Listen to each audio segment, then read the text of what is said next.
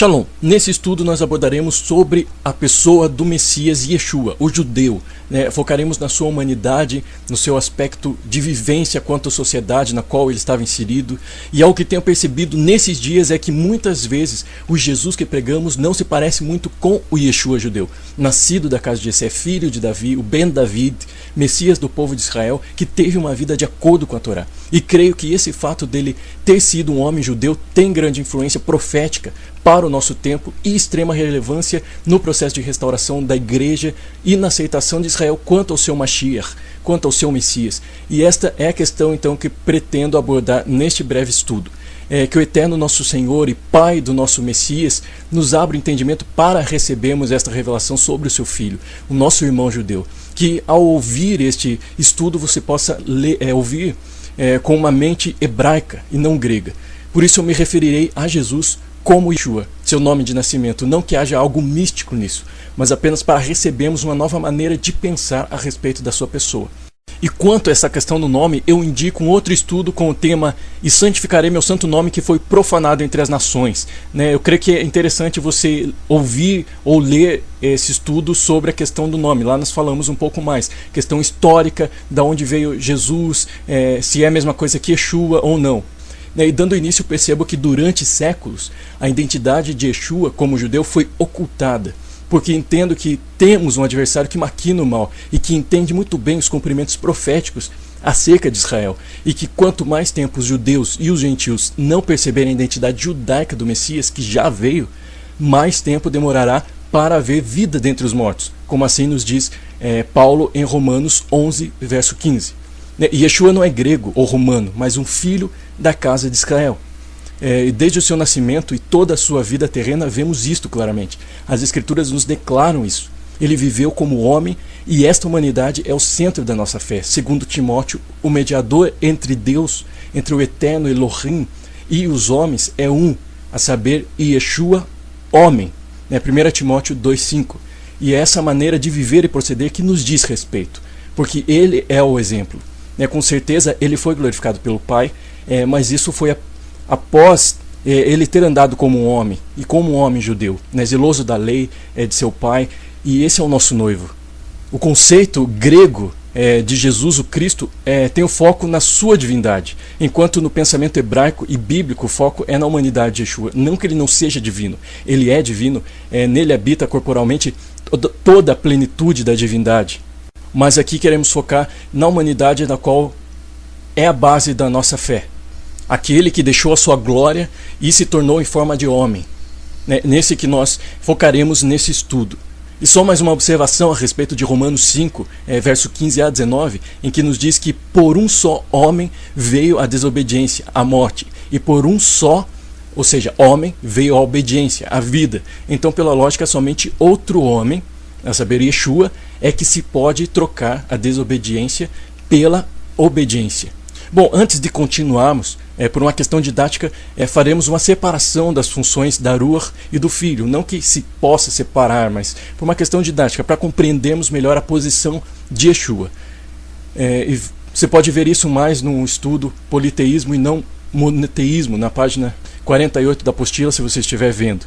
Bom, nós temos o Elohim, que é o Pai. E dele procede a Ruach, que é o Espírito, que é o sopro, e realiza e potencializa a ação. Podemos ver em Gênesis 1:2, 1 Coríntios 12:7, Atos 5:32. E do Elohim também procede o Ben, ou seja, o Filho. E o que o Filho representa? Representa a palavra, o verbo encarnado, a voz, de acordo com João 1:14, que é o verbo vivo, aquele que se fez carne, e é representante do Pai. De acordo com João 12:45, João 14:9. E Yeshua, para dar um exemplo, é como um transformador de voltagem. Faz com que o Pai seja acessível aos homens. E o que o transformador faz? Ele torna uma voltagem inacessível para uma voltagem acessível. Outra coisa que podemos ver, então, que a Ruach HaKodesh, Espírito do Santo, Ben Elohim, que é filho de Elohim, se nós prestarmos atenção nessas expressões, de quem são. Ou seja, eles são de Elohim, emanam de Elohim e não agem de forma independente. Então eu só queria trazer um pouco essa separação, já relembrando que não que haja uma separação, porque eles estão juntos, né? O Senhor é um. Então eles não agem independente, mas só por uma questão didática, que nós estamos falando aqui do Ben, do Filho, que é a palavra, que é o verbo encarnado, que é a voz, que é o representante do Eterno, enfim. Então nós damos continuidade a esse estudo, falando sobre o Messias da casa de Israel. É interessante ressaltarmos que nenhum outro povo na face da terra esperava um Messias, um libertador. E Yeshua veio para os seus, para as ovelhas perdidas da casa de Israel. Lógico que na onisciência do Eterno e em sua bondade os gentios sempre estiveram no plano dele. Mas assim está escrito a respeito de Yeshua, em Mateus 1:21. E ela dará à luz a um filho e lhe porás o nome de Yeshua, porque ele salvará o seu povo dos seus pecados. Observe que está escrito salvará o seu povo. Qual era o povo de Yeshua? A resposta é clara e objetiva, ou seja, Israel é o seu povo e continua sendo. Um outro verso importante que nos fala para quem o Messias foi enviado é o verso 24 citado por Mateus no capítulo 15, que nos diz assim: mas Jesus respondeu, não fui enviado senão as ovelhas perdidas da casa de Israel. Portanto, vemos que o próprio Yeshua declara que veio para a casa de Israel. Vemos também, durante a apresentação de Yeshua em Jerusalém, Jerusalém, um homem cujo nome era Simeão. E este esperou pelo momento em que veria o Messias e após vê-lo disse o seguinte, em Lucas 2, verso 30 a 32. Pois já os meus olhos viram a tua salvação, a qual tu preparaste perante a face de todos os povos, luz para alumiar as nações e para a glória de teu povo Israel. Então, além deste Messias ser da casa de Israel, também alcançará as nações. Um outro ponto é que o nome Simeão quer dizer alguém que ouve, aquele que ouve, um ouvinte. Então fica uma dica para nós, a qual é aquele que ouve, mas não simplesmente tem o ato de ouvir em si mesmo, mas o ato de obedecer, segundo o pensamento hebraico de ouvir, o qual é obedecer, assim como foi Simeão, temente e homem justo, que assim façamos para que possamos ver e reconhecer o Messias da casa de Israel. Então é algo interessante que nós possamos ser como Simeão, aquele que ouviu, que foi ouvinte e obedeceu ao Senhor e viu o Messias. Talvez você se pergunte, mas o que então isto influencia na minha vida? Bom, saber que a identidade terrena de Yeshua era judaica ou ainda mais além hebraica, nos dá uma amplitude da compreensão do Messias homem, sua maneira de viver, seus pensamentos, o seu ensinamento, enfim. Isso com toda certeza nos ajuda a nos relacionarmos melhor com ele e com o seu pai. Um outro fato é que se eu distancio Yeshua de suas raízes hebraicas e judaicas, eu acabo por distanciando os seus ensinamentos de sua originalidade e assim acaba havendo uma distorção da veracidade de suas palavras e ações. E dessa forma criamos então várias teologias e teorias infundadas em outro Jesus que talvez não seja a mesma pessoa. Mas além do âmbito pessoal, há todo um sentido profético, porque se Israel continuar vendo Yeshua como o Jesus, alguém que não era judeu e é adorado por gregos e romanos e que ainda é o centro da perseguição do povo de Israel, como é relatado na história, através das cruzadas, através da Inquisição, as bandeiras com as cruzes, declarando que estavam fazendo aquilo em nome de Cristo, isso dificultará ainda mais a sua aceitação como Messias. Algo que podemos fazer como um exercício para percebermos a diferença entre Cristo e Messias é fecharmos os olhos, falarmos e pensarmos em Cristo e com este ato com certeza virá à nossa mente uma imagem sofredora, sem realeza, sacerdócio ou profético. Mas se pensarmos em Messias, pode ser que essa imagem mude de alguém sofredor para alguém que possui autoridade. Isso certamente ocorre devido ao contexto histórico de guerras, de antissemitismo, de perseguições, no qual esse atributo, Cristo, foi usado. E de acordo com as teorias do desenvolvimento cognitivo humano, essa palavra ficou então carregada de sofrimentos, de uma ideologia, de pensamentos que não condizem com a verdade do Messias, que veio de Sião. E internalizamos isso e aceitamos essa imagem como sendo uma realidade. E além disso, para uma maior compreensão da importância da revelação da identidade do Messias, para nós como igreja ou como aqueles que seguem a ele, vejo ser propício o diálogo entre Yeshua e Simão Pedro, que nos diz assim em Mateus 16, verso 15 a 19. Mas vós, continuou ele, quem dizeis que eu sou? Respondendo Simão Pedro disse: Tu és o Cristo, o Messias, o Filho do Deus vivo, o Ben Elohim. Então Yeshua lhe afirmou: Bem-aventurado és, Simão Barjonas, porque não foi carne e sangue que te revelaram, mas meu Pai que está nos céus. Também eu te digo que tu és Pedro, e sobre esta pedra edificarei a minha igreja, e as portas do inferno não prevalecerão contra ela. Dar-te-ei as chaves do reino dos céus, o que ligares na terra será ligado nos céus, e o que desligares na terra terá sido desligado nos céus. Este texto nos fala que Yeshua questionava seus discípulos sobre quem as pessoas diziam que ele era. E assim, eles disseram que alguns falavam que ele era Jeremias, outros diziam que ele era um dos profetas e assim por diante. Então Yeshua se vira para eles e lhes pergunta: E vós, quem dizeis que eu sou? Simão Pedro, então tomando a palavra, responde: Tu és o Messias, o Filho do Deus vivo, o Filho do Elohim. E dessa maneira, então se desenrola a conversa entre eles, com Yeshua bendizendo Simão Barjonas, porque ele tinha ouvido a revelação do Pai. Aqui podemos notar que Yeshua diz: Bem-aventurado és tu, Simão, ou seja, bem-aventurado és tu que ouve. Portanto, vemos a mesma situação de Simeão no templo, como observamos já. Então, aquele que ouve, que você possa ouvir a revelação do Pai, porque é o Pai quem revela. Então, dando continuidade, Yeshua também diz que a igreja seria impulsionada. E essa palavra é oikodomeu, seria impulsionada por esta pedra. Mas qual pedra o Senhor Yeshua se refere? Nos escritos originais, esta pedra é Petra, a qual se refere a uma grande rocha. Podemos então assim dizer que esta grande rocha seria a revelação a qual Petros, que é uma pequena pedra, recebeu do Pai, ou seja, a identidade de Yeshua como o Messias. Porque ele falou: Tu és o Cristo, tu és o Messias, o ungido. E a pedra também pode se referir à pedra angular colocada em Sião, de acordo com Efésios 2:20, 1 Pedro 2:6, Isaías 28:16, a pedra angular que o Senhor colocou em Sião. E Messias então fala do ungido, do untado com óleo, para exercer 3 funções de acordo com as Escrituras: o reinado, o ofício de profeta e de sacerdote. E esses 3 diz respeito à casa de Israel, como assim então observamos nas Escrituras.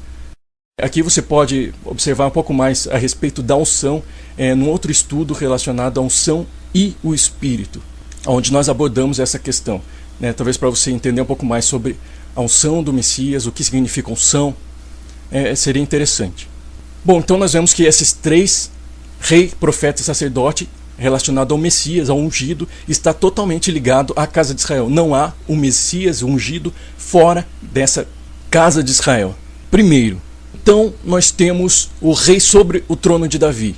Veremos agora algumas referências sobre isso. Lucas 1, 32 e 33. Este será grande e será chamado Filho do Altíssimo. Deus, o Senhor, lhe dará o trono de Davi, seu pai. Ele reinará para sempre sobre a casa de Jacó, e o seu reino não terá fim. Isaías 9, versos 6 e 7. Porque um menino nos nasceu, um filho se nos deu, o governo está sobre os seus ombros, e o seu nome será Maravilhoso Conselheiro, Deus Forte, Pai da Eternidade, Príncipe da Paz, para que se aumente o seu governo e venha paz sem fim sobre o trono de Davi e sobre o seu reino, para o estabelecer e o firmar mediante o juízo e a justiça, desde agora e para sempre. O zelo do Senhor dos Exércitos fará isto. Portanto, esses 2 versos nos mostram o Messias esperado como um rei para sempre sobre a casa de Jacó, reinando, posicionado sobre Israel. Ele julgará as nações. Então precisamos entronizar novamente Yeshua sobre o trono de Davi. Segundo, nós temos o profeta da casa de Israel. Lucas 4, 24. E prosseguiu: De fato vos afirmo que nenhum profeta é bem recebido na sua própria terra. Lucas 24, 19. Ele lhes perguntou: Quais? E explicaram o que aconteceu a Yeshua, o Nazareno, que era varão profeta, poderoso em obras e palavras diante de Deus, diante do Eterno e de todo o povo. Mateus 21, 11. E as multidões clamavam: Este é o profeta Jesus, Yeshua, de Nazaré, da Galileia. Está claro, então, nesses versículos, a testificação de Yeshua na posição de profeta por si mesmo e pelas pessoas à sua volta. E por terceiro, nós temos o sacerdote da tribo de Judá, de Yehudá. Hebreus 9, verso 11 e 12 nos diz assim: Quando, porém, veio Cristo, o Messias, como sumo sacerdote dos bens já realizados, mediante a maior e mais perfeito tabernáculo, não feito por mãos, quer dizer, não desta criação, não por meio de sangue de bodes e de bezerros, mas pelo seu próprio sangue, entrou no Santo dos Santos, uma vez por todas, tendo obtido eterna redenção. Hebreus 7, 13 a 15. Porque aquele de quem são ditas estas coisas pertencem a outra tribo, da qual ninguém prestou serviço ao altar, pois é evidente que o nosso Senhor procedeu de Judá, tribo a qual Moisés nunca atribuiu sacerdotes. E isto é ainda muito mais evidente quando a semelhança de Melquisedeque se levanta outro sacerdote. Bom, de acordo com essas passagens citadas pelo autor de Hebreus, Yeshua exerce ofício de sacerdote originário da tribo de Judá, segundo a ordem de Melquisedeque. Pois bem, após lermos sobre estes ofícios, os quais Yeshua exerceu e exerce, podemos notar com mais profundidade o que foi revelado a Pedro, a Quefas, quando ele disse que Yeshua era o Messias, o filho de Elohim, o filho de Deus vivo. Ser o Mashiach está extremamente ligado com a casa de Israel, significa ter uma identidade hebraica e judaica, pois o rei é sobre o trono de Davi, o profeta é para o povo de Israel, o sacerdote provém da tribo de Judá. Portanto, não há Messias fora de Israel. E veremos mais à frente que no nascimento de Yeshua, essa identidade de Messias é representada pelos presentes levados a ele. Eu acho isso muito interessante, que nós veremos pouco mais à frente. Agora, respondamos esta pergunta. Quando foi a última vez que nós ouvimos em nossas congregações sobre os aspectos judaicos da vida de Yeshua? Ou até mesmo o nome Yeshua? Creio que raramente isso tem sido falado. Eu, particularmente, raramente ouvi falar Yeshua dentro das congregações. E esses dias eu vi um documentário sobre a vida de Yeshua, mas não havia nenhum judeu entre os comentaristas. Mas por que isto, né? Ele não era um judeu? Não nasceu em Belém? Não habitou em Nazaré? Então aqui é que percebo que, se queremos falar sobre Yeshua e nos relacionarmos com ele, então se faz necessária a compreensão do Yeshua judeu, até mesmo para abrir nosso entendimento quanto aos princípios por ele vividos. E para que assim então possamos também caminhar sobre eles. E seguiremos no decorrer desse estudo relatando outros aspectos da identidade do nosso noivo judeu, como ele andou nessa terra desde o seu nascimento. Então que o Pai nos revele esta verdade, assim como revelou a Simão Barjonas, porque é sobre esta revelação que a igreja avançará e não sobre a revelação do Cristo grego. Entraremos agora na questão do nascimento de Yeshua, o seu cumprimento profético e legal da Torá. E vemos que desde o princípio dos tempos, após a queda da humanidade, um homem foi anunciado pelo Senhor por meio dos seus profetas. E este homem seria o libertador e salvador do seu povo. Em Gênesis 3,15, é declarado pelo Senhor que uma semente, que no hebraico é zerá, que quer dizer sêmen, pisaria a cabeça da serpente, e esta semente viria da mulher. E esta palavra mulher pode ser traduzida por uma humanidade fraca e doente, porque no contexto original é Ishá, que significa fêmea, mas esta palavra é uma junção de duas. É Ish, cujo significado é ser existente, homem, e a outra é Enosh, no sentido de homem mortal e humanidade. E dessa, por sua vez, então procede a palavra Anash, que significa ser fraco, frágil, doente. Portanto, uma humanidade frágil, debilitada. E aqui eu peço perdão pela pronúncia do hebraico, talvez não seja a mais correta, mas eu quero que você entenda o sentido da palavra. Então, no decorrer da história, essa semente sempre foi esperada por aqueles que creem no Deus único, no Errad, o qual deu essa promessa. Desde o início, após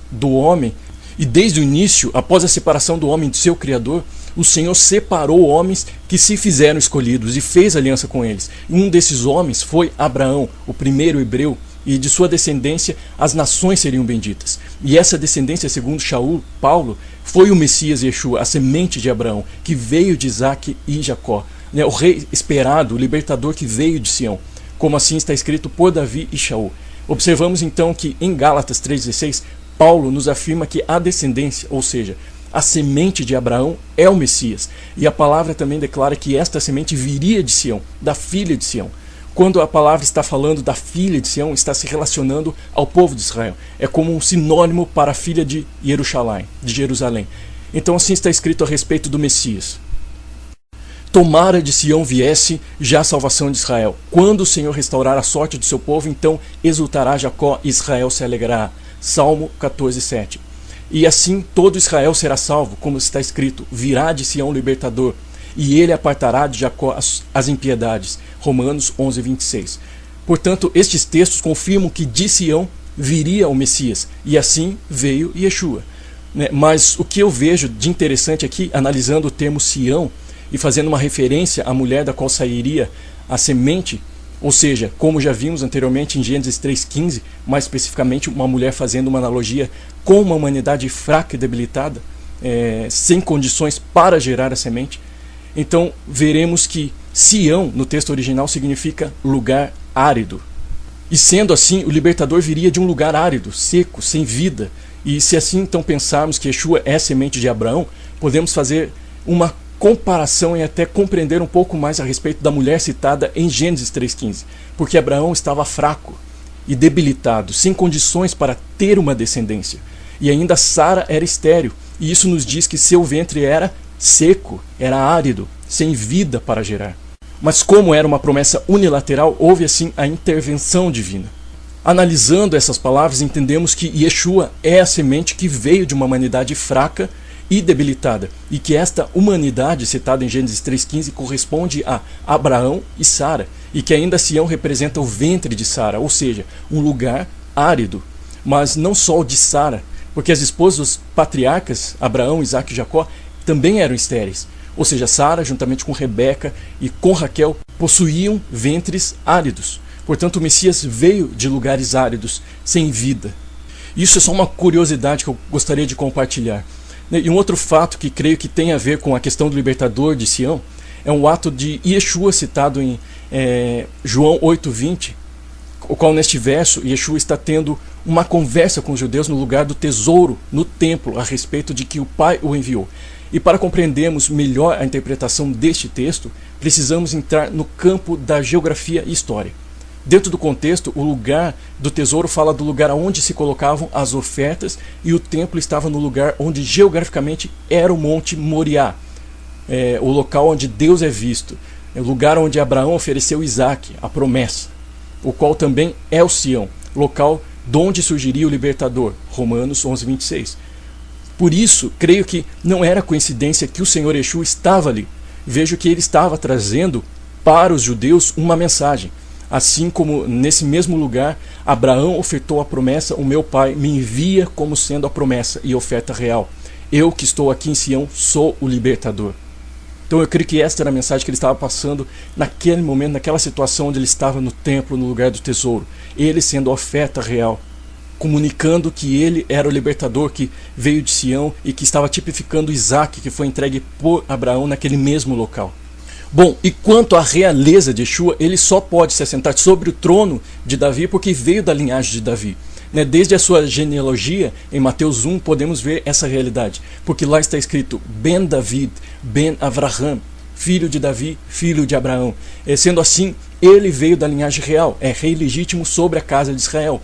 Quanto à sua genealogia, vamos apenas fazer uma correção em Mateus 1,16, que diz assim: E Jacó gerou a José, marido de Maria, da qual nasceu Yeshua, que se chama o Messias. O problema aqui é que José é colocado como marido de Maria, de Miriam, tendo assim 13 gerações, e não 14, como o próprio Mateus diz em Mateus 1,17. E outra questão é que assim temos a genealogia de José, e não de Maria. Mas se corrigimos esse erro de tradução, colocando assim o termo usado no aramaico, o qual é Gabra, temos, portanto, a genealogia de Maria. Pois Gabra, dentro de uma genealogia, tem o sentido de pai. Ficaria assim: E Jacó gerou a José, pai de Maria, da qual nasceu Yeshua, que se chama o Messias. Tudo indica que Mateus estava se referindo a dois Josés. Um em Mateus 1,16, se referindo ao pai de Maria, e outro em Mateus 1,19, se referindo ao marido de Maria. E assim então se confirma que Yeshua veio de Davi tanto na genealogia de Mateus 1, a qual é de Maria, quanto a genealogia de Lucas 3,23, a qual é de José. Então só uma breve correção nessa questão da genealogia. E que possamos ter olhos hebraicos para percebermos e compreendermos a diferença que esse entendimento gera em nós como pessoas e como igreja. Porque desde o seu nascimento fica claro a judaicidade de Yeshua. Ele nasceu em Belém da Judéia, estando assim de acordo com os escritos proféticos, em Mateus 2,5. E um fato interessante sobre a concepção e nascimento de Yeshua é que, segundo fontes históricas, relatos bíblicos e datas de festas bíblicas, entende-se que Yeshua nasceu na época da festa dos tabernáculos, a chamada Sukkot, o que era aproximadamente em setembro e foi concebido durante a festa de Hanukkah. E no plano profético isso é interessante, porque em João 1,14 nos fala que ele tabernaculou entre nós. E isso faz uma alusão com o seu nascimento durante a festa de tabernáculos. E outro fato é que quando as escrituras fazem menção de uma manjedoura, em Lucas 4,16, na qual ele foi colocado, na realidade, no contexto original, seria uma sucá, ou seja, uma tenda, até porque estava ali durante a festa de Sukkot, então se levantavam tendas, sucá, e provavelmente Yeshua pode ter nascido em uma delas. Agora, quanto a Hanukkah, a qual é chamada Festa das Luzes, é interessante porque as escrituras falam que ele, Yeshua, é a luz do mundo, e como que simbolizando isso foi assim então concebido durante esta festa. É uma curiosidade que eu acho muito linda da parte do Senhor, dentro de um contexto profético. E a respeito da data do nascimento de Yeshua, eu quero fazer uma citação aqui do Jornal do Estado de Minas, que no dia 16 de dezembro de 1990 foi publicada uma matéria pelo professor Nelson Travnik, do Observatório Municipal de Campinas, São Paulo, que os computadores já calcularam, com base em dados astronômicos, que a data provável do nascimento de Cristo foi em 15 de setembro do ano 7 da Era Comum. Se você estiver com a apostila, você pode ver ali um pequeno gráfico com as datas, com os nomes dos meses em hebraico correlacionados com o calendário ocidental. E um outro episódio relatado em Mateus 2,11 e que ocorreu durante os primeiros dias de Yeshua, e creio eu que representa essa identidade do Messias da casa de Israel, ou seja, o rei, o profeta e o sacerdote, a qual já comentamos então anteriormente, até porque os sábios que foram ao encontro do menino foram ao encontro do rei dos judeus. Portanto, esta passagem nos descreve a entrega de ouro, de incenso e de mirra pelos sábios a Yeshua. Eu entendo que estas representações, esses presentes, nos falam das ferramentas que Yeshua usaria em sua vida. Ou seja, o ouro nos mostra a realeza, o incenso nos revela o sacerdócio e a mirra como sendo um óleo que nos fala do profético, sendo estas as funções do Mashiach, do Messias ungido da tribo de Judá. Então, após o nascimento dele, algo que também comprova o Yeshua judeu, cumpridor da Torá, da lei e dos profetas, é a sua circuncisão ao 8º dia após o seu nascimento, cumprindo o mandamento escrito no livro de Vaikra, de Levítico 12:3. E da mesma maneira, inserindo-se na aliança então do Eterno com Abraão. E ele foi apresentado em Jerusalém, e as ofertas oferecidas por seus pais nos mostram duas coisas. A primeira é que eles não tinham muita condição financeira, porque a oferta oferecida de um par de rola e de 2 pombinhos condiziam com aqueles que não tinham muita condição material, de acordo com Levítico 12:8. E a outra coisa é que José e Maria eram zelosos da lei. Então Yeshua foi circuncidado, foi inserido dentro da aliança com Abraão, com Avraham, entrando no povo judeu. E seguindo o texto, então, no Lucas, capítulo 2, as escrituras nos dizem no verso 39 que eles cumpriram tudo segundo a lei do Senhor e voltaram para Nazaré. Então o menino crescia e se fortalecia em espírito, cheio de sabedoria. Portanto, ele foi um menino que teve uma vida como qualquer outro menino judeu, um menino normal. Inclusive passou pela cerimônia do Bar Mitzvah, que quer dizer filho do mandamento. E vemos isso nos versos seguintes, quando Yeshua completa seus 12 anos de idade e sobe a Jerusalém, com seus pais na festa da Páscoa. E há o relato que ele esteve 3 dias separado de seus pais, e seus pais o procuraram, e quando o encontraram, então o acharam no templo, ouvindo e interrogando os doutores. E todos se impressionavam da sua inteligência. E provavelmente Yeshua estava cumprindo seu Bar Mitzvah ali, que ocorre até os dias de hoje para com os meninos que completam seus 12 anos. É uma cerimônia com o objetivo de liberar os meninos para uma vida de obediência e observância à Torá. Ou seja, eles se tornam independentes no âmbito espiritual. E algo interessante que consta no Pirkei Avot, que é o chamado livro de ética dos pais, um livro judaico, um livro israelita, e vem antes dos tempos de Yeshua, e que também nos mostra a observância do Messias quanto às tradições rabínicas judaicas. Essa tradição é passada para os judeus, e no capítulo 5, 22 da Pirkei Avot nos diz assim: ele também diria: 5 anos é a idade para o estudo das escrituras, do Tanakh, Antiga Aliança, 10 anos para o estudo da Mishnah, 13 a obrigação de observar a mitzvot, que é o Bar Mitzvah, 15 anos para o estudo do Talmud, 18 anos para o casamento, 20 para prosseguir de subsistência, ou seja, um trabalho, 30 por força, 40 para o entendimento, 50 por conselho, 60 por sagacidade, 70 por velhice, 80 para o poder, 90 a vergar-se, 100 anos de idade é como alguém que morreu e veio a falecer. Então esta é a ética dos pais. E vemos que as escrituras nos dão indícios de que Yeshua cumpriu um ciclo de vida judaico expresso no Pirkei Avot, ao qual nós vemos agora. Porque aos 13 anos ele se tornou filho do mandamento, aos 20 provavelmente ele aprendeu a profissão de carpinteiro com seu pai. E aos 30 anos ele completa seu vigor, começando assim seu ministério. Em Lucas 3:23 nos diz isso. Ora, tinha Yeshua cerca de 30 anos ao começar o seu ministério. Era como se cuidava filho de José, filho de Eli. A exceção dessa ética dos pais é que ele não se casou no sentido humano, porque já tinha uma noiva, veio por causa dela e voltará para ela, ou seja, para Jerusalém, Israel, a igreja do Senhor. Após estes acontecimentos, Yeshua cresce e encontra o seu primo Yohanan para ser batizado. O batismo é um ritual judaico que tem a sua origem na Torá, nas cerimônias de purificação. Um grupo da época que dava muita ênfase no batismo era a comunidade dos essênios, que viviam isolados por terem muitos conflitos a respeito da profanação do templo. Porém, não completamente isolados, mas em suas comunidades haviam várias mikvot, ou tanques de purificação. E tudo indica que o primo de Yeshua, a saber, João, Yohanan, fazia parte desse grupo. Mais tarde veremos a relação de Yeshua com os ensinos dos essênios, mas agora a questão é que Yeshua participou de um ritual judaico, comprovando a sua judaicidade mais uma vez. Agora veremos a presença de Yeshua nas sinagogas. Em Lucas 4,15 nos afirma que Yeshua ensinava nas sinagogas e por todos era louvado. E isso indica que ele era reconhecido como um bom mestre. Ele era chamado de Rabi, e esse título era dado somente àqueles que estavam dentro da terra de Israel, comprovando a sua identidade judaica. O texto segue nos dando a informação de que Yeshua fora criado em Nazaré e frequentava a sinagoga nos sábados como era o seu costume, ou seja, era um hábito dele. E até os dias de hoje se faz a leitura de Moisés nas sinagogas nos sábados.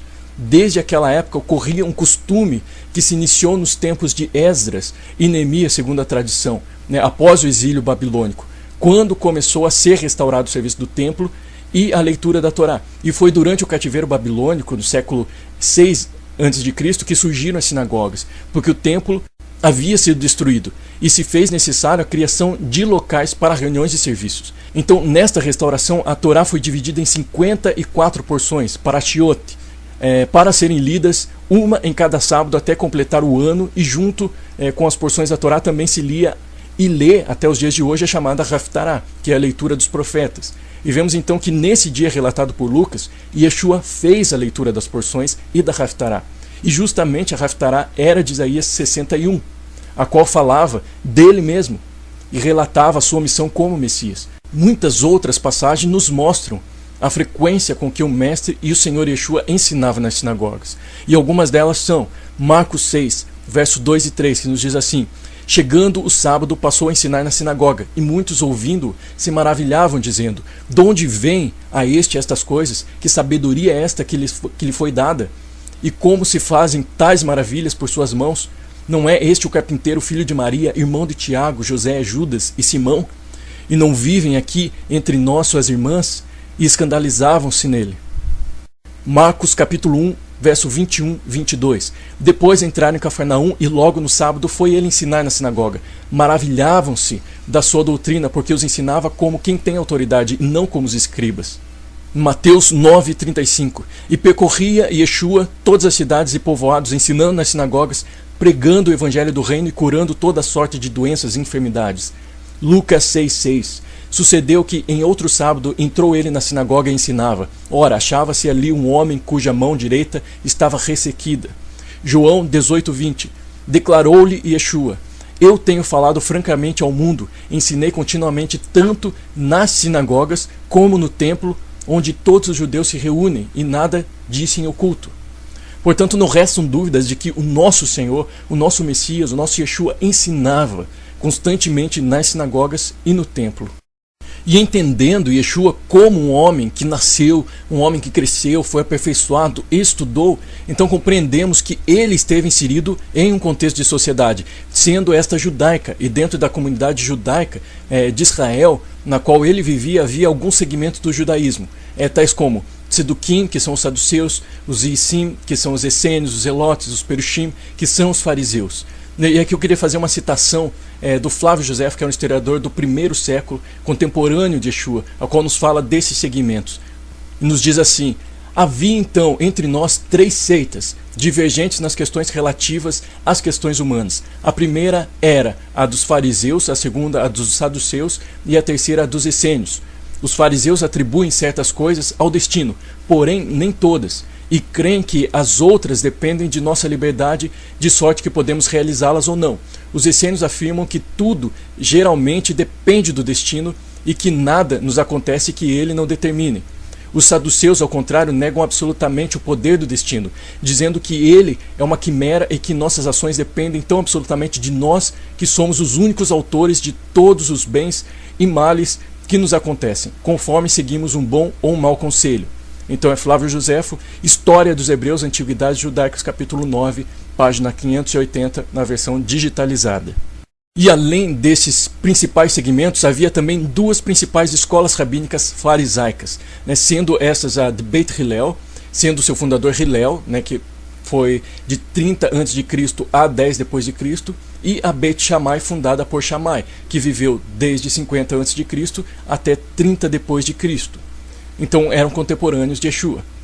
Vamos ver quais as influências destes segmentos e escolas nos ensinos de Yeshua, e para qual ele era mais favorável.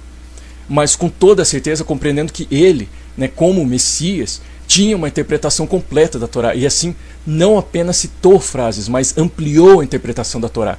Porém, entendendo também que por ele ter estado dentro de um contexto de sociedade onde havia pensamentos e escolas, e certamente por ele ter estudado como um judeu piedoso e assim fazendo parte do judaísmo da sua época, ele adquiriu influências, algo natural, e veremos que ele citou em seus ensinamentos muito desta bagagem adquirida em seus estudos e convivência durante a sua caminhada de vida.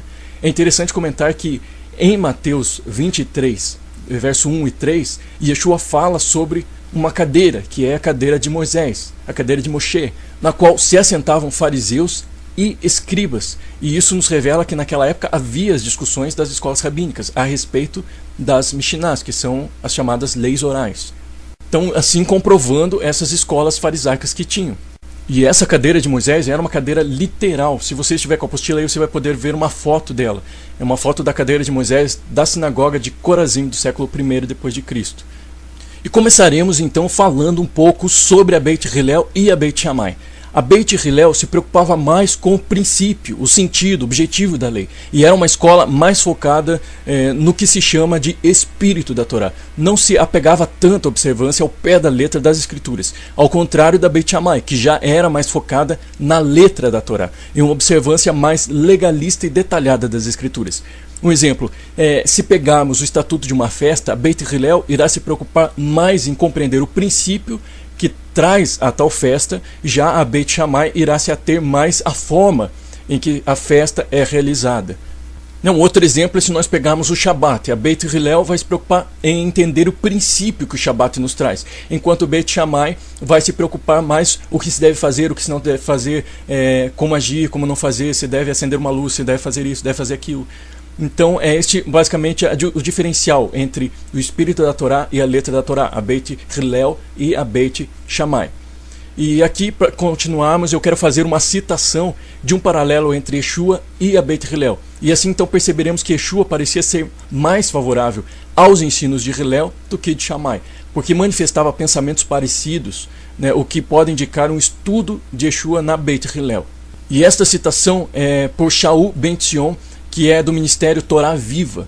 Você pode entrar lá, tem vários estudos que podem abençoar a tua vida também, que é www.toraviva.org. Lá tem vários estudos que com certeza vai acrescentar mais na sua caminhada com o Senhor. Então veremos a seguir algumas frases correntes na Beit Hillel de alguns assuntos específicos, as quais estão contidas no Talmud e em escritos antigos judaicos, e faremos uma comparação com os ensinos de Yeshua. Mas antes de seguirmos, eu creio ser importante entendermos um pouco mais sobre o Talmud. É uma compilação datada do início do século IV com o Talmud de Jerusalém, e por volta do ano 500 surge então o Talmud compilado em Babilônia, o Bavili. Portanto, são dois, contendo as Mishnás e as Gemarás. As Mishnás são as chamadas leis orais que remontam desde os tempos de Moisés, mas se tornam mais discutidas e estudadas por volta do século II a.C., com a ascensão do farisaísmo, e no período de Yeshua chega ao clímax com as várias escolas rabínicas. As Gemarás são os comentários das Mishnás, e os rabinos das Mishnás são os Tanaim, e os da Gemarás são os Amoraim, sendo os Tanaim anteriores aos Amoraim. E muitas passagens e discussões descrevem realidades contemporâneas de Yeshua. Então é uma boa ferramenta para se compreender o contexto no qual Yeshua vivia. Então agora seguimos com o paralelo entre Yeshua e Hillel. Nós temos então o ensinamento orar pelos inimigos. A casa de Hillel diz que se alguém busca te fazer o mal, farás bem em orar por ele. No testamento de Yosef 18.2. E agora em Mateus nós temos os ensinos de Yeshua, que nos diz assim: eu porém vos digo, amai os vossos inimigos e orai pelos que vos perseguem. Mateus 5,44. Então nós vemos muita semelhança entre os ensinos. O tamanho do tzitziot. Em Menahot 4, no Talmud, encontramos os discípulos do Rabino Shammai querendo fazer tzitzit mais largos do que os seguidores da escola de Hillel. Menahot 4. E em Mateus 23:5, Yeshua fala o seguinte: praticam, porém, todas as suas obras com o fim de serem vistos pelos homens, pois alargam seus filactérios e alongam as suas franjas, ou seja, o tzitzit. Então aqui nós vemos que Yeshua está falando especificamente para os fariseus da casa de Shammai, a respeito da validade da Torá. Nos diz assim em Shir Hashirim Rabá 5.11 e Vaikra Rabá 19. Se o mundo inteiro estivesse reunido para destruir o Yud, que é a menor letra da Torá, eles não seriam bem-sucedidos. E nenhuma letra da Torá jamais será abolida. Está escrito em Shemot Rabá 6.1. E em Mateus 5.17 nos diz assim: não penseis que vim revogar a lei ou os profetas. Não vim para revogar, vim para cumprir. Porque em verdade vos digo, até que o céu e a terra passem, nenhum i ou um tio jamais passará da lei, até que tudo se cumpra. Então Yeshua está falando praticamente a mesma coisa. Quando ele fala nenhum i, está se relacionando a Yud, que é a menor letra do alfabeto hebraico. E o tio é aquilo que diferencia uma letra da outra. É um pequeno traço que diferencia uma letra da outra. E sobre a misericórdia, está escrito no Talmud Shabbat 151b. Aquele que é misericordioso para com os outros receberá misericórdia do céu. E quem disse isso foi Gamaliel. E nos ensinos de Yeshua podemos notar a semelhança. Em Mateus 5,7 que nos diz assim: bem-aventurados os misericordiosos, porque alcançarão misericórdia. Então há semelhança entre ali a escola de Hillel e os ensinos de Yeshua.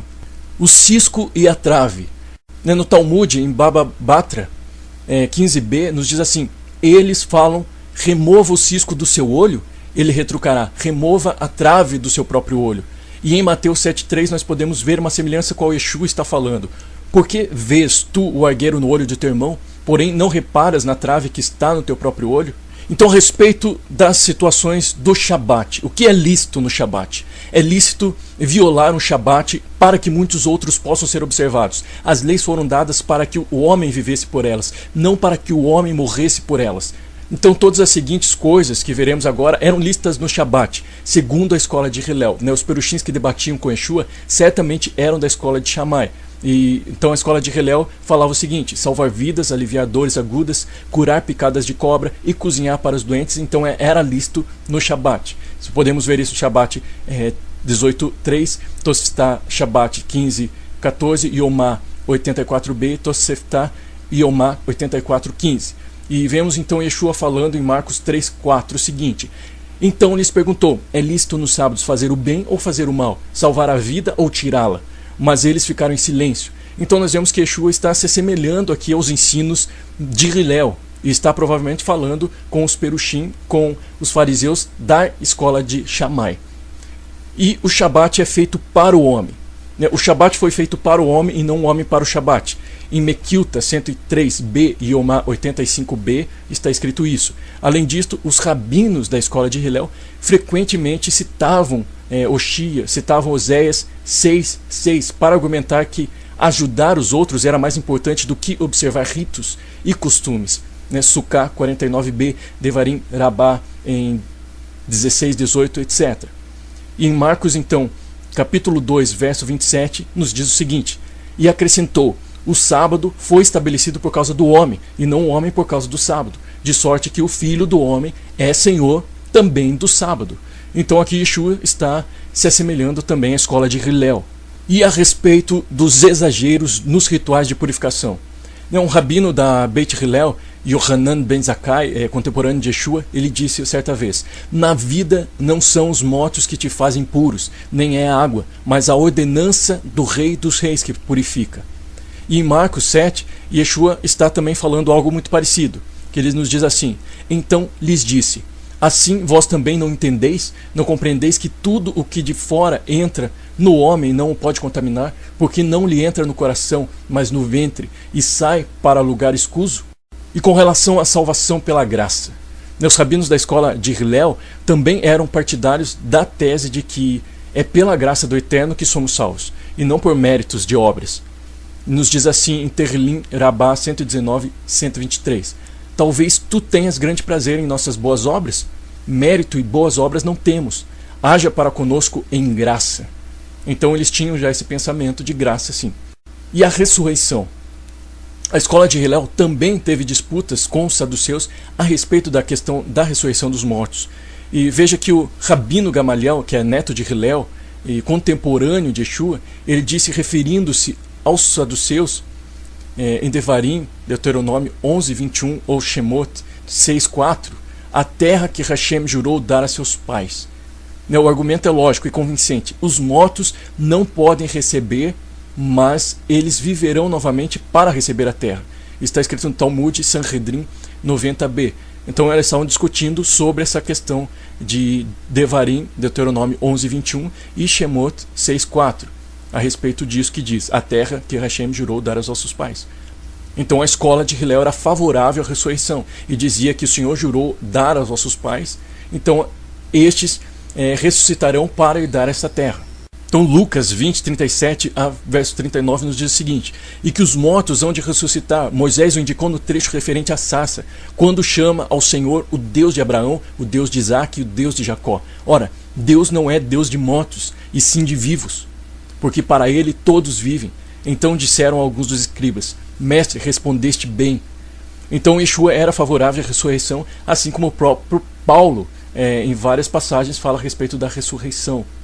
E uma outra questão interessante é a respeito do banquete e o Malhut Hashamai, ou seja, o banquete e o reino dos céus. O rabino Yohanan ben Zakkai também conta uma parábola semelhante à de Yeshua a respeito de convidados de um rei para o banquete messiânico, ao comentar Isaías 65, 13 e Eclesiastes 9, 8. Então Yeshua faz uma parábola semelhante em Mateus 22, que nos diz assim, de novo entrou Yeshua a falar por parábolas, dizendo-lhes: o reino dos céus é semelhante a um rei que celebrou as bodas de seu filho. E é semelhante à passagem então de Yohanan ben Zakkai do Talmud Shabbat 153a. Também temos uma outra frase em Avot 1:12, que nos diz assim: sejam discípulos de Aaron, amando a paz e perseguindo a paz, amando as pessoas e as trazendo para perto da Torá. Então Mateus 5:9 e João 13:34 nos diz o seguinte: bem-aventurados os pacificadores, porque serão chamados filhos de Deus. Então Yeshua se assemelha aqui nesta frase com a escola de Hillel. E temos ainda a famosa regra de ouro de Hillel, o seu ensinamento mais famoso, e que nos diz assim: e Hillel disse a ele, a um certo homem: não faça aos outros o que não deseja que façam a você. Esta é a Torá, enquanto o resto é comentário disto. Vai e aprende isto. O Shabat 31a. Esta regra, que era a base de todo Talmidim da Beit Hillel, é citada explicitamente por Yeshua em Mateus 7:12. que nos diz assim: tudo quanto, pois, quereis que os homens vos façam, assim fazei-o vós também a eles, porque esta é a lei e os profetas. E no caso do adultério, Yeshua, em Mateus 5,32, parece estar mais de acordo com Shammai, porque para Hillel, a anulação do contrato, ou seja, da ketubá, poderia ser feito no caso de insatisfação sexual, cansaço com relação à pessoa, e nesse caso, para Shammai, a liberação do contrato era só em caso de infidelidade. Então vejamos em Mateus 5:31, 32 o que Yeshua nos diz. Também foi dito: aquele que repudiar sua mulher, dê-lhe carta de divórcio. Eu, porém, vos digo: qualquer que repudiar sua mulher, exceto em caso de relações sexuais ilícitas ou infidelidade, a expõe a tornar-se adúltera, e aquele que casar com a repudiada comete adultério. E a prática do adultério, né? Disse o Rav Sheshet: todo aquele que olhar para o menor dedo de uma mulher é como se olhasse para a vergonha dela. Talmud Babilônico, Shabat 64b. E Yeshua disse o seguinte em Mateus 5:28: qualquer que atentar numa mulher para cobiçar, já em seu coração cometeu adultério com ela. Então se assemelha-se um pouco. Bom, podemos observar por meio dessas citações de ensinamentos e debates correntes no primeiro século que algumas interpretações de Yeshua quanto à Torá eram mais favoráveis à escola de Hillel do que a de Shammai. Então aqui nós vemos que provavelmente Yeshua tenha estado mais próxima da escola de Hillel. E agora faremos um breve comentário sobre o segmento dos saduceus. Algumas características desse segmento judaico são que eles não criam no mundo espiritual, assim como os anjos e demônios. Não eram adeptos da crença da ressurreição e do Olam Rabá, ou seja, o mundo vindouro. Eles também eram contrários à lei oral e criam somente na Torá e nos demais livros do Tanar. E tínhamos também o grupo chamado Zelotes. Esse grupo se caracterizava por ser um grupo mais político e de extremos zelo em nome de Deus. O próprio nome, Zelote, denota ciúmes. Era uma facção que constantemente incitava os judeus contra Roma. E Flávio Josefo, em um de seus livros, responsabiliza os zelotes pela revolta que tem por consequência a destruição de Jerusalém e do Templo de Salomão em 70 depois de Cristo. Devido ao seu zelo, eles estavam envolvidos em conflitos armados.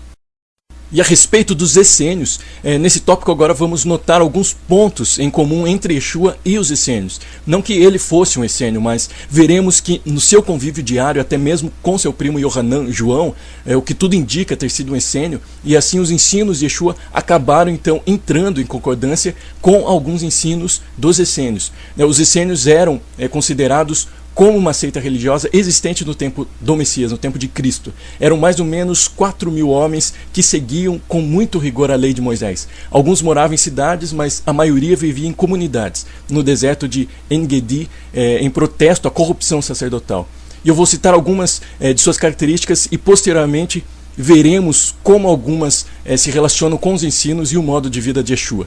Mas novamente afirmo que isto não quer dizer que Yeshua era um essênio. Mais à frente, no tópico fariseus, nós veremos que alguns rabinos estudiosos afirmam que o Senhor Yeshua era um fariseu. E já adianto aqui a minha concordância com isso, porque Yeshua estava continuamente na sinagoga e no templo, o que por sua vez um essênio, sendo contra o sistema sacerdotal da época, não fazia. Então vejamos algumas características desse segmento. Eles dividiam-se em grupos de 12 com um líder chamado Mestre da Justiça, vestiam-se sempre de branco, acreditavam em milagres pela mão, milagres físicos e bênção com as mãos, aboliam a propriedade privada, alguns eram vegetarianos, eram celibatários, tomavam banho antes das refeições, a comida era sujeita a rígidas regras de purificação, eram chamados de nazarenos por causa do voto nazarita, eram igualmente contrários à Torá oral e aos exageros rabínicos, criam na batalha entre os filhos da luz e os filhos das trevas, criam na iminência do fim dos tempos, possuíam um complexo sistema de purificação com o mikvê, eram extremamente místicos, muitos, mas não todos se isolavam em comunidades, tinham um grande senso de coletividade, mas apenas com os membros da comunidade, criam que haveria 2 messias, um sacerdotal para restaurar o templo e um monarca para trazer a vitória aos filhos da luz. Eram estritamente contra juramentos, eram viajantes e não levavam nada com eles durante as viagens. Os essênios faziam uma analogia entre a água viva e a Torá e possuíam todos os bens em comum. Então faremos uma correlação com algumas palavras e comportamentos de Yeshua, começando pela questão do juramento. E eu quero então falar aqui que este estudo está sendo baseado, essa correlação desses ensinos entre Yeshua e os essênios está sendo baseada em um estudo do Shaul Ben-Zion do Ministério Torá Viva.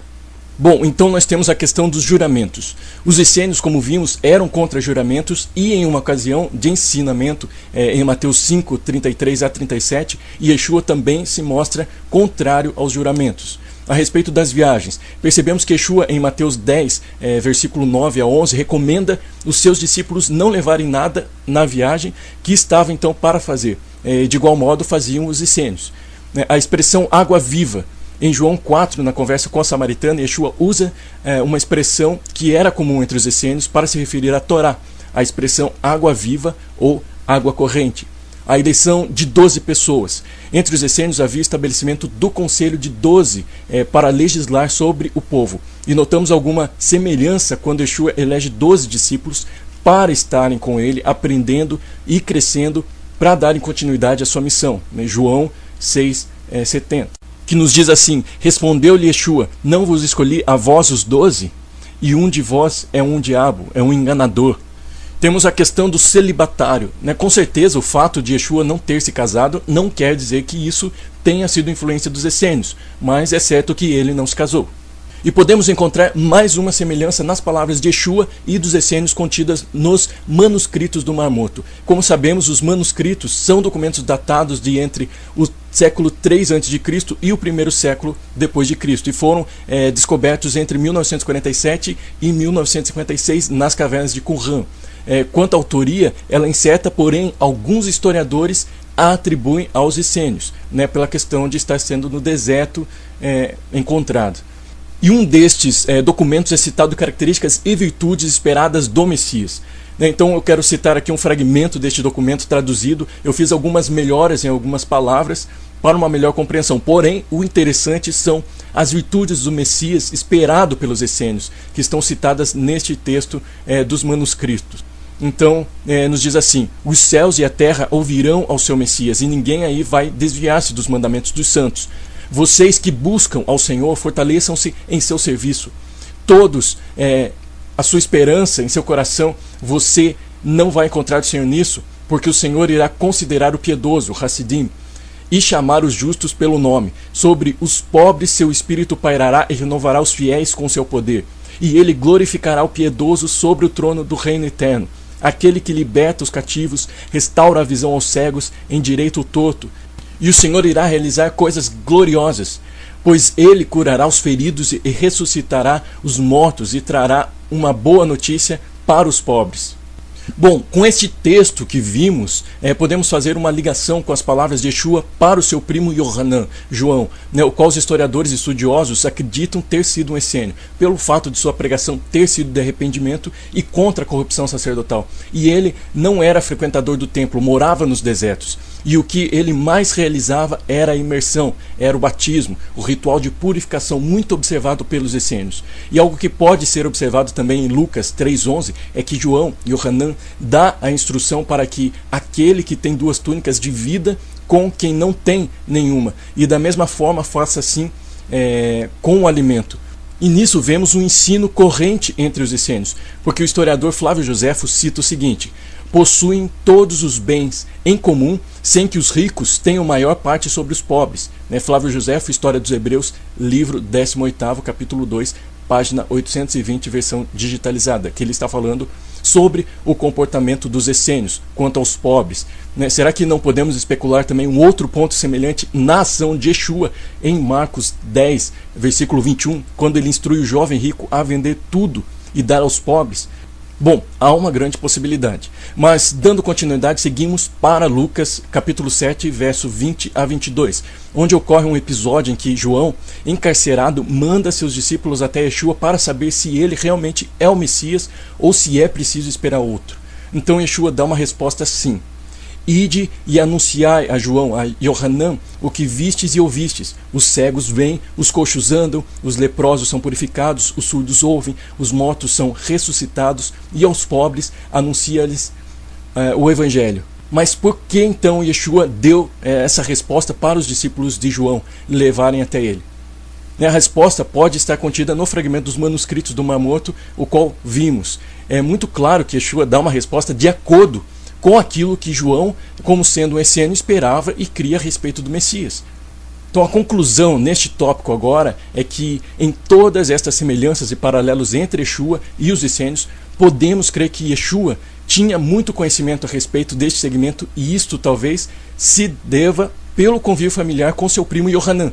Porém, eu quero deixar claro que este conhecimento não faz dele um essênio, mas só para nós vermos que ele tinha um convívio familiar.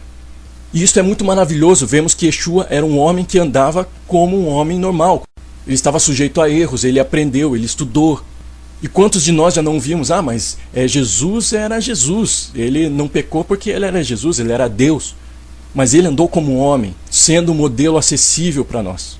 E entraremos agora no tópico dos fariseus. Já falamos brevemente dos segmentos dos saduceus, dos zelotes, dos essênios, e agora continuamos com o partido dos fariseus, o qual provavelmente era no qual Yeshua estava inserido, ou seja, era participante desse segmento.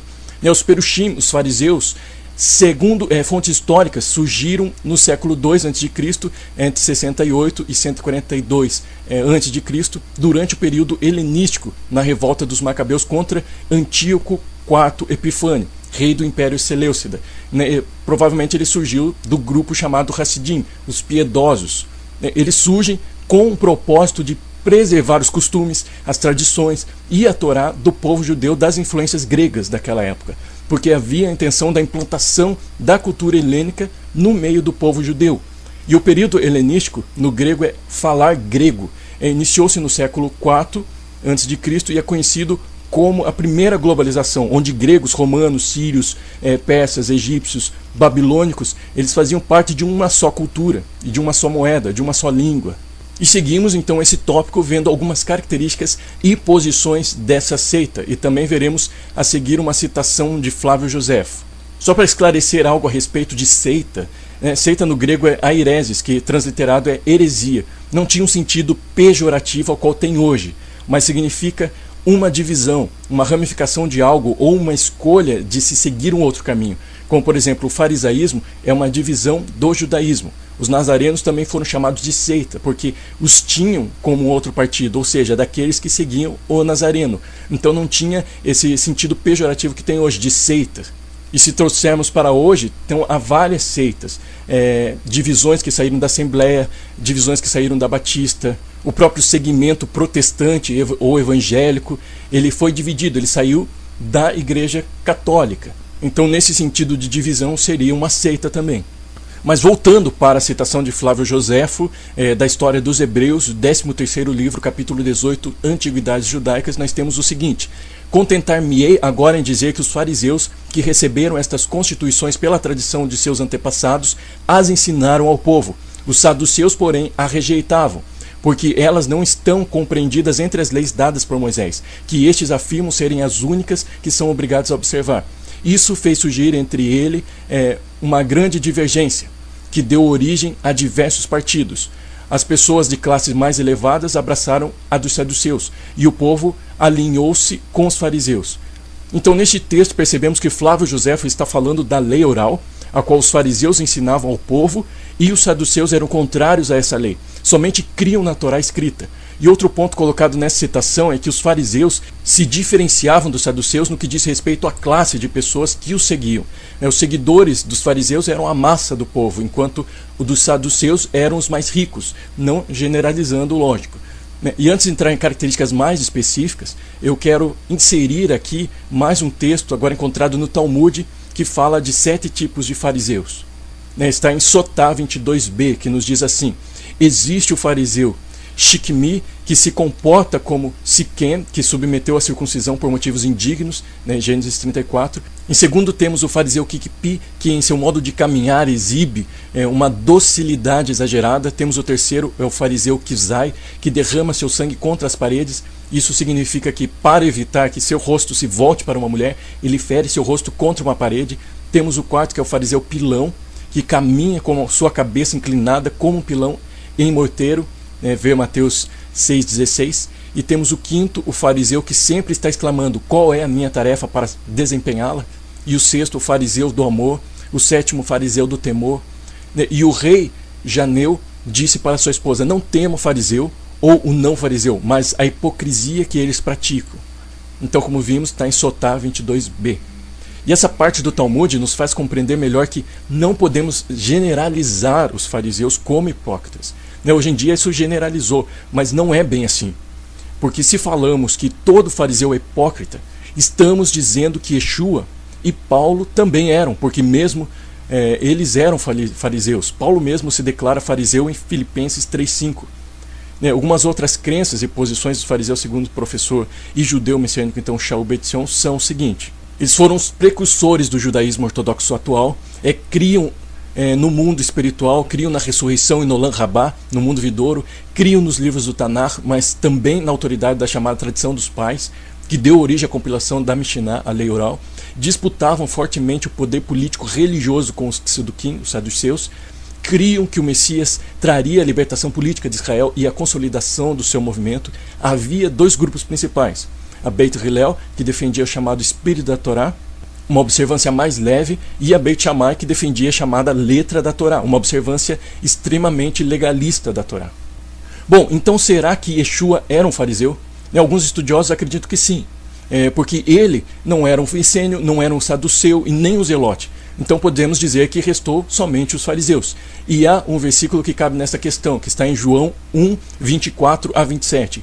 Ora, os que haviam sido enviados eram de entre os fariseus e perguntaram-lhe: então por que batiza se não és o Cristo, não és o Messias, nem Elias, nem o profeta? Respondeu-lhes João: eu batizo com água, mas no meio de vós está quem não conheceis, o qual vem após mim, do qual não sou digno de desatar-lhe as correias das sandálias. Neste verso, então, podemos notar que João fala aos fariseus que no meio deles, ou seja, no meio dos fariseus, estava o Messias. E outras evidências, provavelmente, como já vimos, ele tem estudado na escola farisaica de Hillel.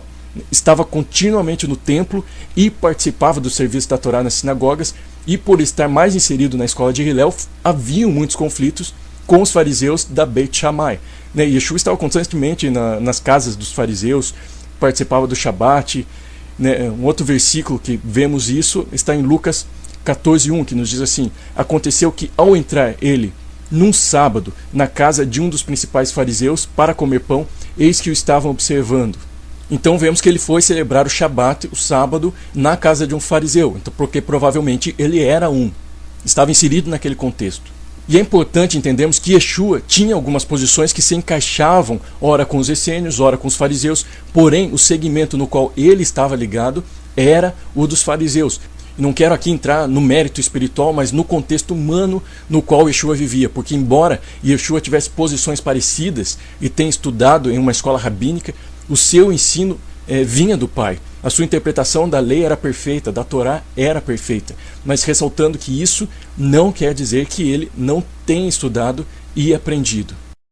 Então já vimos que Yeshua foi um bom cidadão judeu que estudou e fez parte de uma sociedade judaica, e veremos agora mais um pouco da participação de Yeshua nas tradições do seu povo, no povo de Israel, e como ele celebrou festas bíblicas judaicas, mas que infelizmente hoje as temos apenas como festas judaicas, e como se nada tivesse a ver com aqueles que se dizem seguidores de Jesus. Mas então à frente nós veremos um tópico específico que Yeshua continua judeu após a sua ressurreição.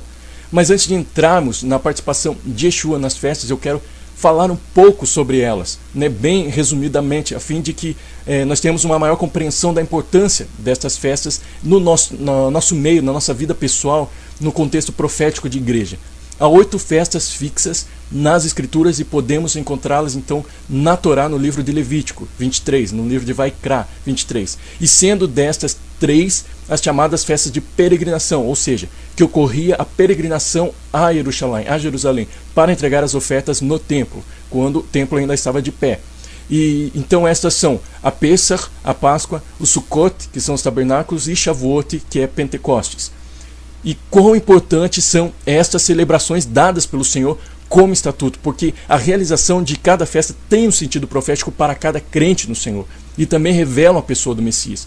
Por isso, se estamos no Messias Yeshua, é interessante observarmos esses estatutos, assim como a igreja do primeiro século observava, 1 Coríntios 5:7.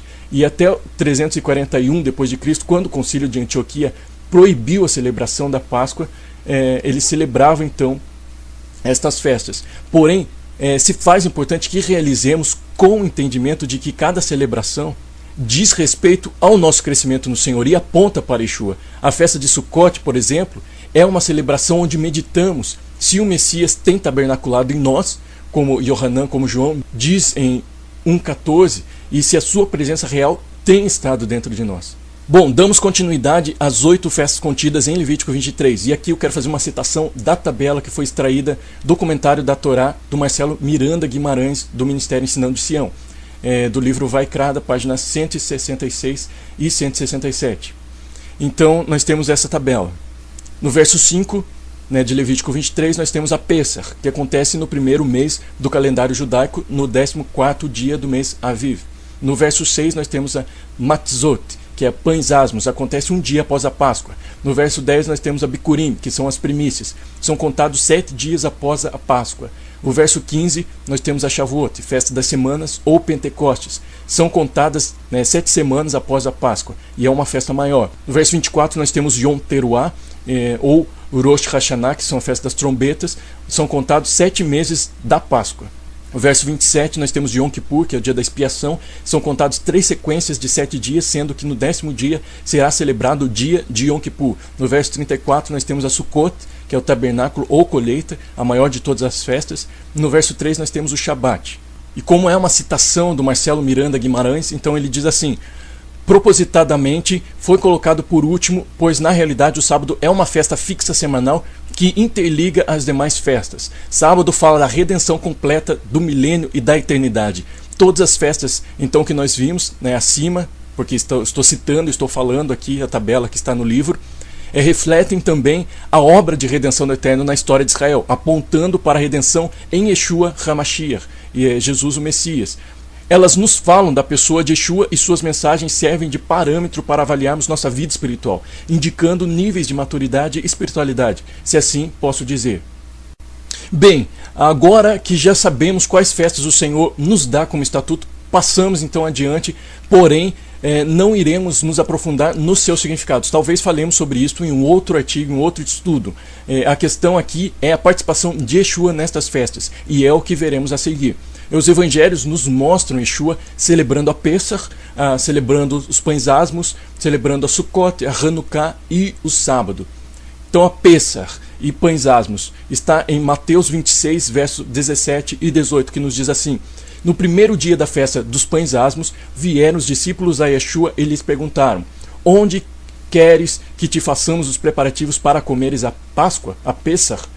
E ele respondeu: ide à cidade ter com certo homem e diz a ele: o mestre manda dizer, o meu tempo está próximo, em tua casa celebrarei a Pessah com os meus discípulos. E a Sukkot, ou tabernáculos, nós podemos ver em João 7, 10 a 14.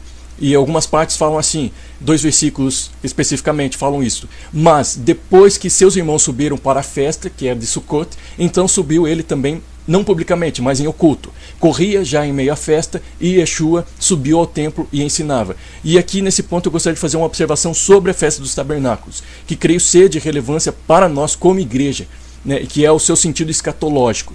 Porque em Zacarias 14:14 declara a subida das nações a Jerusalém para celebrarem esta festa na glória futura. Nos diz assim: todos os que restarem de todas as nações que vierem contra Jerusalém subirão de ano em ano para adorar o Rei, o Senhor dos Exércitos, e para celebrar a festa dos tabernáculos. Então isso é algo muito lindo e algo que nós, aqueles que se dizem seguidores de Yeshua, precisam aprender, precisam começar a celebrar esta festa, porque todas as nações num dia vindouro celebrarão em Jerusalém esta festa. E também temos a festa de Hanukkah, ou dedicação ou luzes. Em João 10, 22 nós temos o seguinte: celebrava-se em Jerusalém a festa da dedicação, ou Hanukkah, que era inverno, e Yeshua passeava no templo no pórtico de Salomão. Essa festa foi instituída no período dos Macabeus, na rededicação do templo, quando o templo foi profanado pelos gregos. E ali então houve essa festa de Hanukkah, a instituição desta festa, e Yeshua também celebrava ela, de acordo com João 10:22. E é interessante que não é uma festa bíblica, não está na Torá, mas foi instituída pelo povo, e Yeshua, sendo judeu, cumpriu e celebrou essa festa também. E o sábado, o Shabat, nós podemos ver em Lucas 14:1, que nos diz o seguinte: aconteceu que, ao entrar ele num sábado na casa de um dos principais fariseus para comer pão, eis que o estavam observando. Lucas 13:10. Ora, ensinava Yeshua no sábado numa das sinagogas. Portanto, fica claro que Yeshua, como um judeu zeloso, cumpriu o estatuto das festas e até mesmo celebrou uma festa que não está propriamente relatada em Levítico, como eu já falei, que é a Hanukkah, ou também conhecida como a festa das luzes. E o que podemos ver com isso é que o mestre também participava das tradições do povo judeu, mesmo se essa não estivesse na Torá. E Yeshua, além de estudar, celebrar festas, também usava vestes judaicas, como o talit e o tzitzit. Então vejamos algumas referências, só que infelizmente os tradutores, talvez por uma ação antissemita, não colocaram os nomes reais das vestes. E sendo desta forma, onde está traduzido como orla e vestimenta de cima, respectivamente, pode estar se referindo ao tzitzit e ao talit. A primeira referência está em Mateus, no episódio da mulher com fluxo de sangue, em que a multidão apertava o Senhor, mas aquela mulher o havia tocado em um lugar diferente, e por isso chamou a atenção do Senhor, que está em Mateus 9:20. E eis que uma mulher que durante 12 anos vinha padecendo de uma hemorragia, veio por trás dele e lhe tocou na orla da veste. Aqui a orla é tzitzit. Neste verso, a palavra orla, no grego, é kraspedon, que corresponde ao tzitzit no hebraico, que tem o seu significado de franjas. E essas franjas dizem muito sobre a judaicidade de Yeshua, porque é um mandamento relatado em Números 15:38. O Senhor ordena os filhos de Israel a confecção das franjas nos cantos das vestes, para que eles, havendo, houvesse lembrança e cumprimento de todos os mandamentos do Senhor. Então essa palavra kraspedon, no grego, se nós pegarmos Números 15:38, o Tanar, na Septuaginta, que é escrito em grego, nós veremos essa palavra kraspedon relacionada a tzitzit. Portanto, aqui, a orla da veste está relacionada ao tzitzit, ao tzitziot. E quanto ao talit, na época de Yeshua, era de um formato diferente dos dias atuais, que segundo alguns historiadores era mais parecido com um poncho, algo mais dentro da característica de uma roupa diária. E quando mudou-se a maneira de se vestir na Idade Média, então mudou-se também a forma do talit, sendo um chale de oração. E isto tem um sentido hoje também. Hoje é como um chale de oração, o talit, onde estão os tzitziot, onde se cobre a cabeça, fazendo referência também à passagem que Yeshua diz orando: entra no teu aposento, como que quando na oração você está neste aposento, colocando-se sob o talit e fazendo a tefilá, ou seja, a oração, que significa sondar a si mesmo, onde você debaixo do talit se examina, e creio eu que também tem o sentido de se colocar debaixo dos mandamentos. Só pelo fato de Yeshua usar o tzitzit já é uma grande evidência do seu zelo como judeu. Ok, agora já vimos então que Yeshua também vestia roupas típicas de um judeu. E seguimos agora observando seu comportamento diante das tradições orais, ou seja, tradições que foram passadas de pais para filhos e não estão explícitas na Torá. E vamos começar com o relato de Mateus sobre a cena da ceia da Páscoa. E nesta cena nós poderemos ver Yeshua cumprindo duas tradições, uma do cálice e outra da bênção, da vrahá. E depois continuaríamos com outras cenas da vida de Yeshua, tais como ele cantando um hino e lendo a Torá no Shabat, no sábado. Então nós temos o cálice e a bênção, descrito em Mateus 26:27. A seguir tomou um cálice e, tendo dado graças, o deu aos discípulos: bebei dele todos. Na tradição da ceia, ou no seder, que é ordem da ceia, se colocavam, e até os dias de hoje, é colocado 4 taças na mesa, e entre aqueles que não creem no Messias, que o Messias já veio, é colocada a 5ª taça, representando Elias, que viria preparar o caminho para o Messias. E essa tradição surgiu do texto de Shemot, de Êxodo 6, versos 6 e 7, que nos diz o seguinte: portanto, diz aos filhos de Israel: eu sou o Senhor, eu vos tirarei de debaixo das cargas dos egípcios, livrar-vos-ei da sua servidão, e vos resgatarei com braço estendido e com grandes juízos. Eu vos tomarei por meu povo e serei vosso Deus, e vós sabereis que eu sou o Senhor vosso Deus, que vos tiro de debaixo das cargas dos egípcios. Então, com base neste verso, cada taça simboliza uma ação do Eterno. A primeira taça simboliza eu vos tirarei do Egito. A segunda taça simboliza livrar-vos-ei da servidão. A terceira é vos resgatarei com braço estendido e com grandes juízos. A quarta é vos tomarei por meu povo e serei vosso Deus. E na questão da bênção, ou em hebraico vrachá, dizem respeito a orações com base nas escrituras que datam de muitos e muitos anos e que são recitadas de uma forma cantada, até os dias de hoje dentro da comunidade judaica, dentro da comunidade israelita. Há orações, praticamente tudo, desde o acordar pela manhã até quando se tem relação sexual com a esposa, também se recita uma bênção. Mas a bênção que Yeshua recita sobre o vinho e o pão durante a ceia, então, foi esta. A bênção do vinho é Baruch atah Adonai Eloheinu melech haolam borei peri hagafim.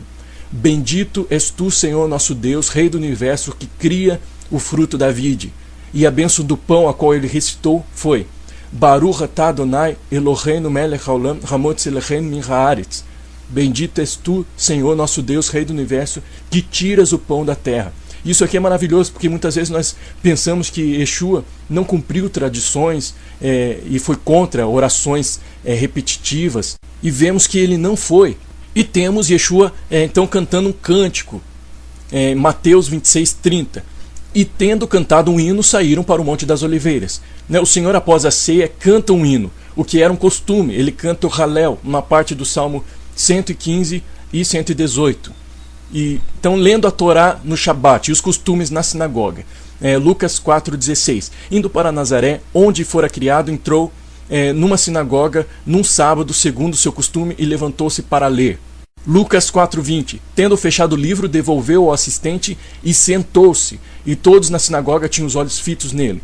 Nessas citações de Lucas, podemos perceber algumas tradições realizadas por Yeshua. Primeiro, ele vai à sinagoga nos sábados para a leitura da Torá. E sabemos que a leitura da Torá é dividida em 54 porções para serem lidas uma em cada sábado até completar o ano. E surgiu após o exílio babilônico no século 6 a.C., com Neemias e Esdras. E dentro dessa leitura podemos ver que Yeshua também se enquadrou nos costumes e na liturgia. Ou seja, a liturgia é adoração pública, é um trabalho público. É um serviço público na sinagoga, porque Lucas nos fala que ele levantou-se para ler e após ler devolveu o livro ao assistente e sentou para ensinar. Ensinava-se sentado na sinagoga. Portanto, nos enganamos se pensamos que o Senhor Yeshua era contra as tradições do seu povo e não as cumpria. As tradições que ele se posicionava contra eram tradições que anulavam os mandamentos de Deus, do Eterno. Mateus 15:6 nós podemos ver isso. Fora essas tradições, Yeshua cumpria e participava da vida judaica da época e suas liturgias. E saindo um pouco então da pessoa de Yeshua, indo para os ensinos de Paulo, não que os ensinos de Paulo fossem diferentes de Yeshua, pelo contrário, eram os mesmos ensinos, inspirados pelo Espírito do Senhor, eram os ensinos do Pai. Mas vemos que Paulo também não era contra as tradições, porque ele ensina aos coríntios, aos tessalonicenses e afirma aos gálatas o seu zelo pelas tradições de seus pais. Está escrito assim, 2 Tessalonicenses 2,15. Assim, pois, irmãos, permanecei firmes e guardai as tradições que vos foram ensinadas, seja por palavra, seja por epístola nossa.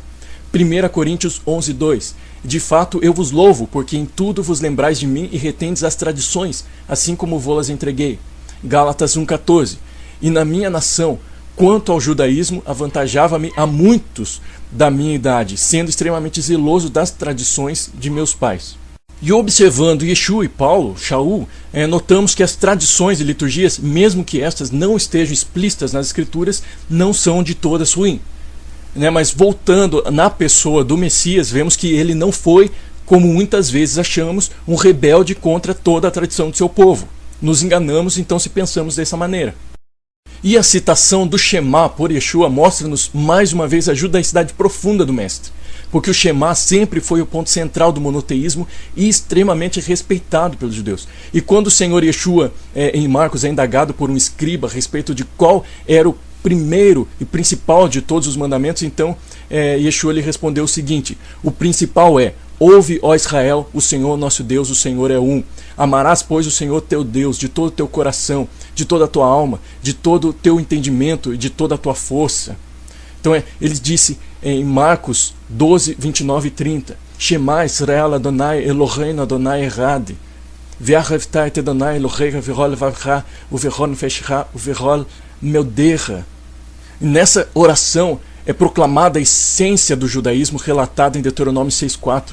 Todo judeu sabe desse mandamento, porque o Senhor ordena: estas palavras que hoje te ordeno estarão no teu coração. Tu as inculcarás a teus filhos, e delas falarás assentado em tua casa e andando pelo caminho, e ao deitar-te e ao levantar-te, também as atarás como sinal na tua mão, e te serão por frontal entre os olhos, e as escreverás nos umbrais da tua casa e nas tuas portas. Assim está escrito em Deuteronômio 6, versos 6 a 9.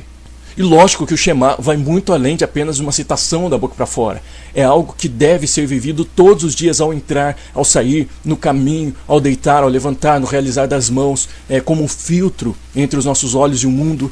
E esta prática do Shema não é apenas para judeus, mas para todos os que têm o Deus de Israel como seu Deus, o Elohim de Israel como seu Elohim, e estão inseridos na comunidade de Israel e adoram ao Eterno de Israel. Então, Yeshua cresceu ouvindo e recitando o Shema. E vemos que ele sabia muito bem a sua importância dentro do relacionamento com o Echad, com o único, com o um, o Eterno de Israel, né? O Eterno que é um. E essa declaração de que Deus é um é o que diferenciava e diferencia ainda o povo de Israel e aqueles que por meio do Filho estão inseridos nessa comunidade dos demais povos da terra. Então, neste ponto ao qual entraremos agora, eu vejo algo muito interessante, que veremos que Yeshua continua judeu após a sua ressurreição. E eu percebo que quando falamos de um Yeshua judeu, logo surge a indagação de que ele foi judeu apenas quando esteve em carne nesta terra. E será que as Escrituras falam de um Messias que ressuscitou e deixou de ser judeu? Primeiramente, precisamos compreender que um dia Yeshua morreu como Messias, ressuscitou como Messias e prometeu voltar como Messias. E como já vimos, a pessoa do Messias é judaica, é israelita, é hebraica.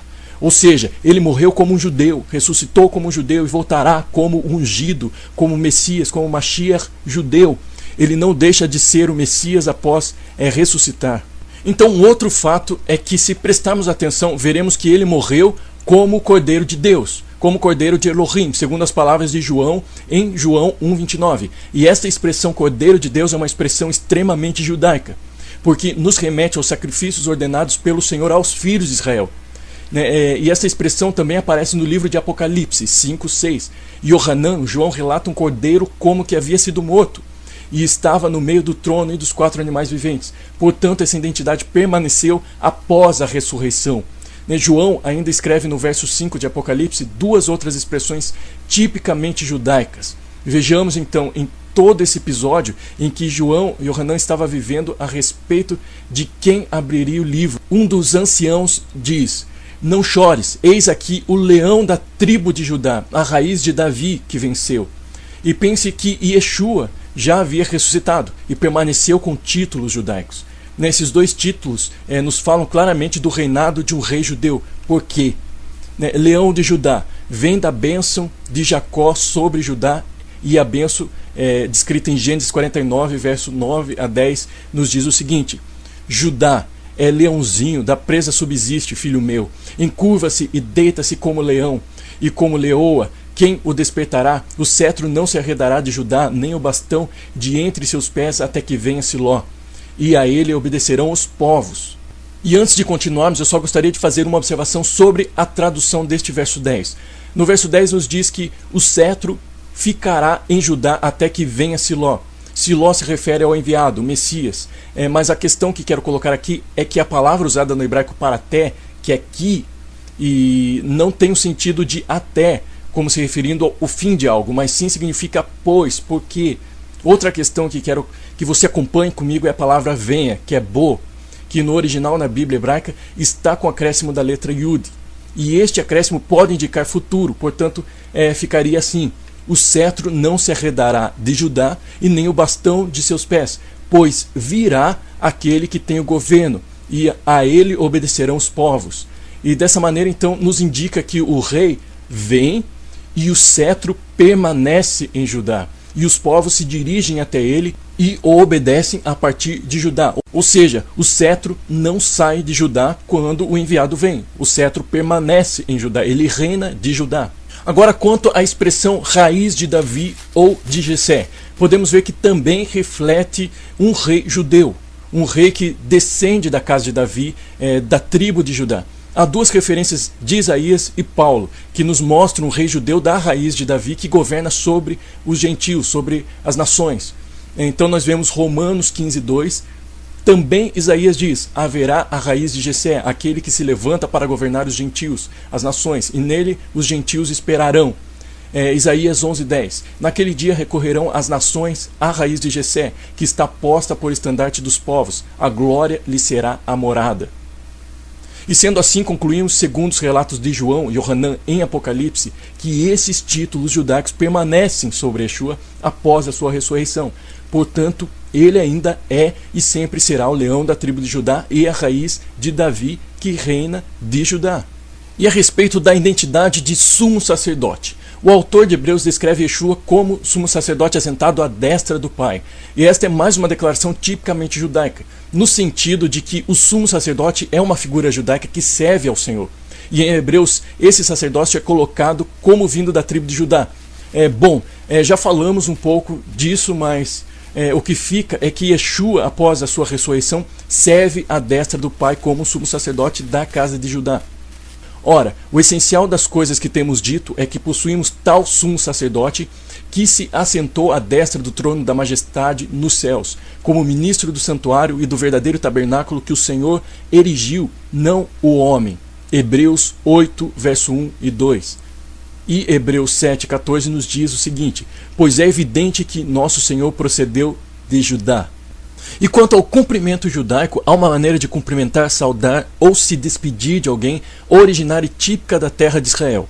E esse cumprimento é a expressão shalom, que aparece cerca de 25 vezes na Tanakh, no Antigo Testamento, e que nós conhecemos em nossas congregações, daqueles que seguem a Jesus, como a paz do Senhor. Mas será que é somente a paz? Na língua hebraica, na qual é a origem deste cumprimento, vemos que vai além de simplesmente paz. Porque shalom vem da raiz shalem, que significa pleno, completo, inteiro, plenitude. Portanto, quando eu declaro sobre alguém shalom, eu estou declarando uma vida plena de paz, uma vida plena de alegria, sucesso, ou seja, uma vida completa no eterno de Israel. Vimos, portanto, que este cumprimento tem uma origem judaica e que é utilizada até os dias de hoje por judeus e também por gentios, embora não haja um conhecimento real do sentido dessa expressão na congregação dos gentios. Mas como judeu, Yeshua cumprimentou pessoas desta forma e as despediu, assim como está escrito por Lucas. Lucas 7,50. Mas Yeshua disse à mulher: a tua fé te salvou, vai-te em paz, ou seja, vai-te em shalom. E Yeshua, além de cumprimentar desta forma, ele também instruiu seus discípulos em Lucas 10,5 que a primeira ação deles ao entrar em uma casa fosse a saudação: paz seja nesta casa, shalom labeit. O que vimos então sobre este cumprimento é para chegarmos à conclusão de que esta expressão é uma expressão judaica, que Yeshua em vida se utilizou dela, mas será que após a sua ressurreição ele também a usou? E para alcançarmos essa resposta, iremos precisar da ajuda de João no seu livro, no capítulo 20, versículos 19, 21 e 26. E assim então teremos a confirmação de que Yeshua não usou este cumprimento apenas em vida, mas também após a sua morte, provando que ele não deixou a sua cultura judaica de ser um hebreu. Então está escrito assim em João 20, 21. Disse-lhes, pois, Yeshua outra vez: paz seja convosco, shalom aleichem. Assim como o Pai me enviou, eu também vos envio. E passados 8 dias estavam outra vez ali reunidos os seus discípulos e Tomé com eles. Estando as portas trancadas, veio Yeshua, pôs-se no meio deles e disse-lhes: paz seja convosco, shalom aleichem. João 20, 26. Então esse cumprimento shalom, de origem hebraica, e Yeshua se utiliza em Lucas 7,50, que nós vemos na vida terrena, e após a ressurreição em João 20, 19, 21, 26.